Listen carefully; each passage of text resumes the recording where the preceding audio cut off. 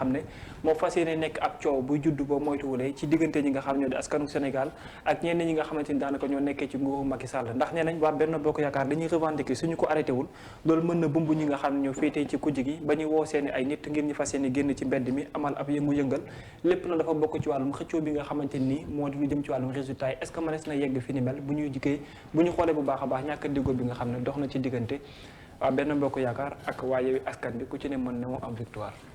guerre des chiffres comme ni ko ëtt xët bi xëyee bind ñu bàyyi madame Mimi Touré mu àttu si. Mimi Touré benn peut-être pas Mao ji mu ñëwee dinañu wax fan la Mimi Touré bon donc bras de fer la comme le dit le journal. Opposition bi pouvoir bi ku ci nekk di revendiquer man maa jël li nga xamante ni moo di majorité bi. et daf ñuy yóbbu sax bu ñuy xool ci jamono locales yi. par exemple on peut dire que lu ni mel moom moo amoon ku ci nekk di wax que ni man maa gagné conférence de presse yi mel ni Tulle Male ku ci nekk di génnee say chiffres. On se rappelle également que hier li nga xamante ni moom la Déthié Fall def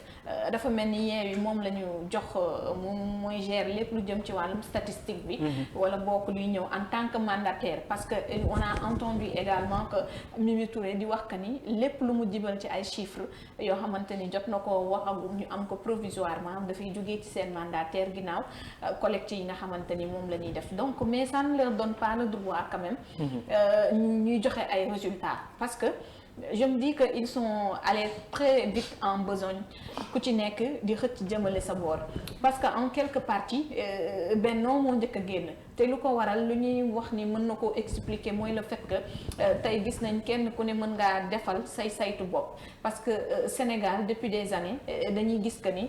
tout le monde est libre nga dem say bureau de vote kenn terew ko kenn nga fekk ñu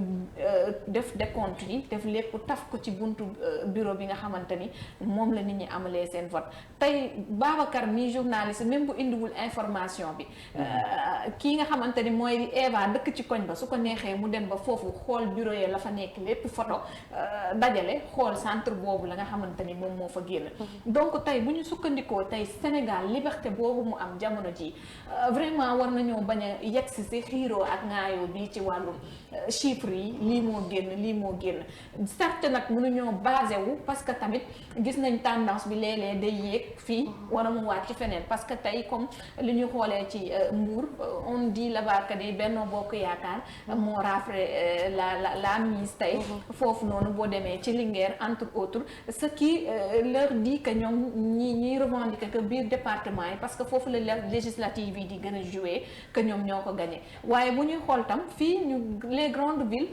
la pouvoir bi da koo perdre comme nu mu ko perdre woon ci local yi dafa mel ni les Dakar waa dañu confirmer waat li nga xamante ni moom mooy di seen choix on peut dire suñu sukkandikoo ba tey provisoirement parce que mënuñu joxe carrément y a pas de chiffre définitif voilà parce que tamit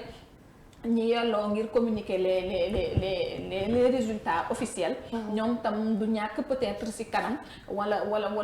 au plus tard ce soir wala ginnaaw suba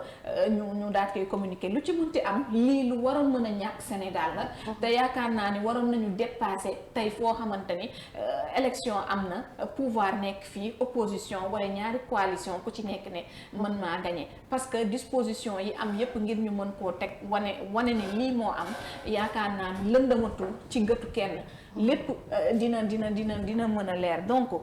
li ñuy rek daal di bon mu xaw ñu jaaxal moom moo di lan moo tax mu yeex ba tey parce que en 2017 bu ñu rappelé wee lendemain yi déjà ku ci nekk xam nga fu ko féete ba élection yi passé ku nekk doxi sa soxla mais tenir en haleine li nga xamante ni moom moo di population même on dit si on dit que ci territoire national bi yépp def nañ fa li nga xamante ni moom moo di élection yi communiquer les vrais résultats yaakaar naa ne lu waroon mën a gaaw la surtout fu technologie toll Aïcha Thiam lépp war na mën a gaaw lépp war na mën a rapide mais ba nëgëni si ñi ngi ci collecte yi yaakaar naa ne c'est ce qui fait défaut et c'est désolant de voir deux coalitions yu yaa nga bokk élection surtout majorité présidentielle bi quand même ñu toll foo xamante ni dañuy mbiicoo mbaaloo ku ci nekk di joxe say chiffre bopp vraiment te ñi ko war a yellool pour def ko defaguñ ko Aïcha Thiam bu ne ba ñoom ñuy génne seen chiffre bopp ana ñi ko waroon mën a génne mu leer ci bëtu askan wi Eva comme ñoo waroon dem toog ci bureau de vote yi jël PV yi yëpp bu ko defee ñu même ko yóbbu loo bis lu nekk dafay am ku nekk peut-être cër bi nga xam ne moom nga yelloo ñoom ñi nga xam ne donte ñoom ñooy dem vote yi. pardon. comme ni ma ko waxee sànq Aïcha donc ñoom ñi nga xam ne tey jii ñoo taxaw di joxe seen ay chiffres bien vrai que ñoom ñoo nekk acteurs politiques yi nga xam ne ñoom la ñu war a mën a xam tey jii ñan la ñuy tabb ñan la ñuy bàyyi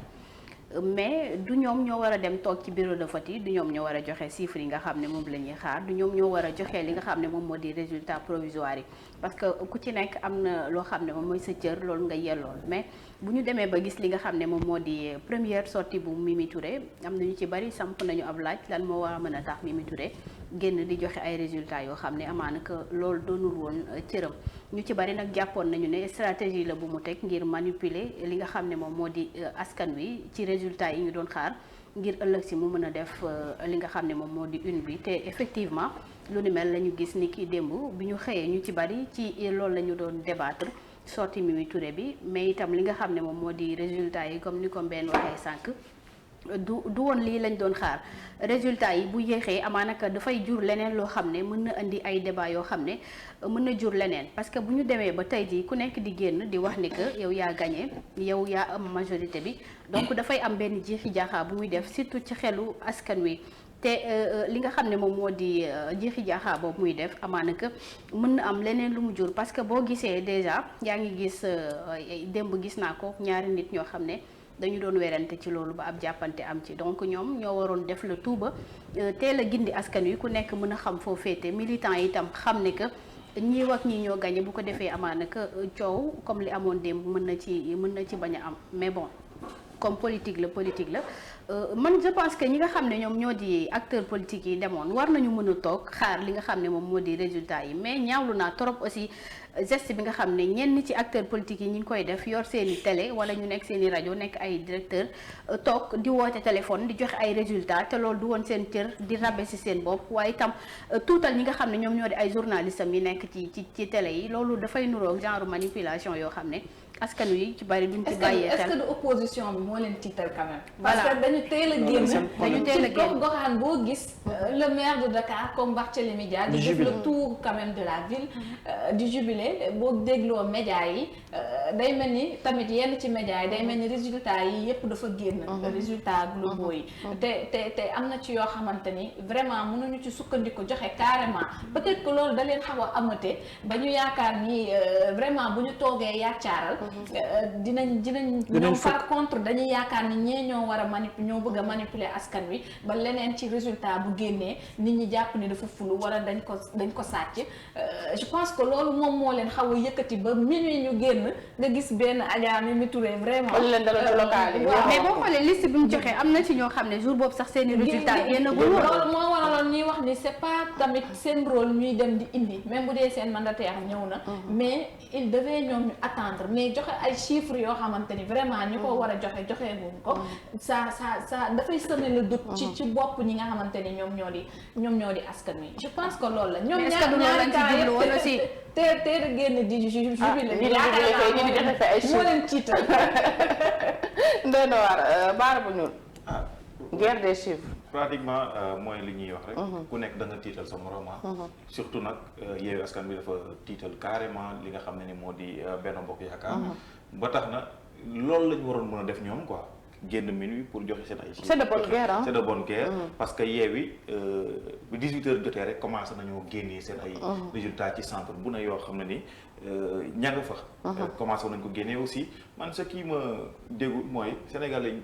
ñëpp ay médias la ku nekk commencé nga génnee say chiffres ku nekk commencé nga joxe say xibaar ku nekk commencé nga wax naka la demee ku nekk commencé nga wax tendance bi fii la toll fële la toll après yow sénégalais lambda bi wala yow sénégalais bi nga xam da ngay suivre rek da ngay topp rek da ngay dem ba da ngay jaxasoo doo xam fan ngay dem léegi nag Yewwi ñoom génnee nañ seen ay affaire Benno Bokk Yaakaar bu ñu toog rek noppi bu ñu xëyee du ñu am lu ñu wax moo tax ñu wax pour semer tamit le doute wan seen ay ñoom tamit que ni ñoom gañewuñu leen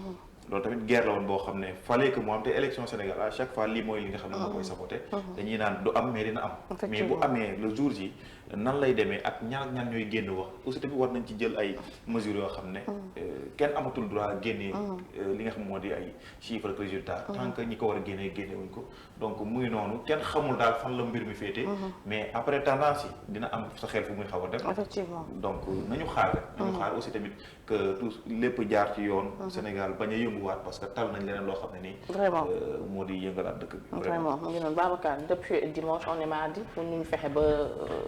nit ñu ku nekk xam fa ngay féete ci réew mu toll ni Sénégal waaw mais xam nga tamit bu ñu xoolee bu baax a baax la majeure partie même ñi nga xamante ni daanaka ñoo nekk dans les partis ou bien dans les coalitions di joxe seen ay chiffres bopp mënees na wax ne dañoo wékk wut sur les journalistes pour joxe seen ay chiffres te presque depuis ñu pare procédure bi à partir de 19h 20h ci dimanche bi ba ni ñu toll presque à 1h ba 2h du matin ñu ngi continuer di joxe ay chiffres mais dafa joxul nag légitimité une coalition que ngay toog à 4h wala 5h des élections ne man maa gagné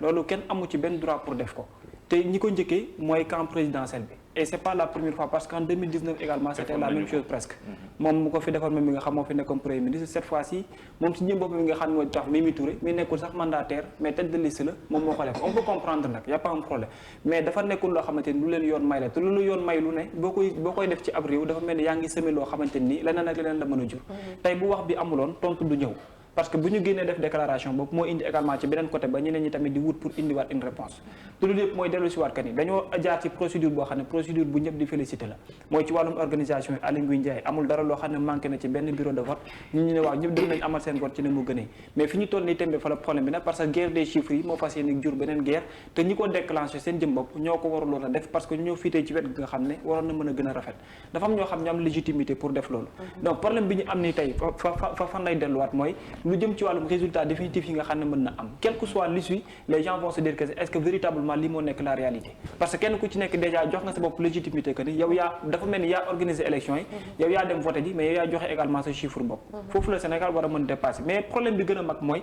procédure bi ñuy jaar pour proclamer des résultats il faut ñu xaar minimum ay 5 presque ba 4 ba 6 jours c'est-à-dire c'est trop lent ak monde moderne mu nu mu toll yaakaar naa ne war nañ mën a dépasser foofu donc peut-être que ni ci wàllum organisation mën na nekk loo xam ne lu ñu xoolaat lay doon mais bu fekkente ni problème am na il faut oser le dire ce n'est à personne d'autre que voilà non lii moom ce sont des choses yoo xam ne lu war a mën a jeex la waaw ku ci bopp koñ bi sax mën na xam li génnee ci centre bii jeex na ak ñan ñoo fa gagné